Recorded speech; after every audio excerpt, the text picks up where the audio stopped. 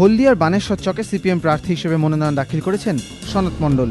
অভিযোগ, মনোনয়ন প্রত্যাহারের জন্য সনত মণ্ডলের ছেলে তিমিরের ওপর চাপ দিচ্ছে তৃণমূল।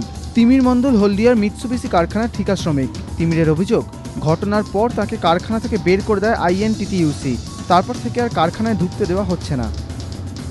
প্রার্থীপদটা তুলে নিতে হবে এইরকম আমাকে বলা হয়েছিল।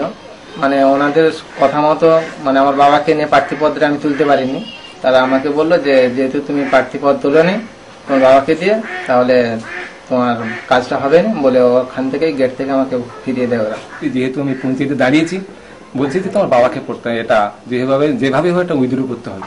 তো ছেলে যখন বললো এটা আমার পক্ষে সম্ভব না, আমি একটা দলকে, নীতিকে, আদর্শকে ভালোবাসি, এখান থেকে আমি সত্যি আমি পারবো না কোনো মতেই না, তাতে অত কষ্ট হোক দুঃখ হোক না, এটা আমাকে করতেই হবে।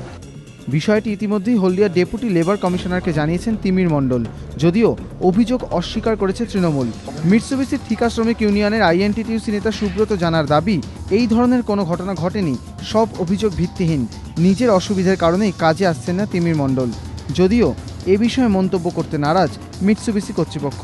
বিটন চক্রবর্তী, এবিপি আনন্দ, পূর্ব মেদিনীপুর।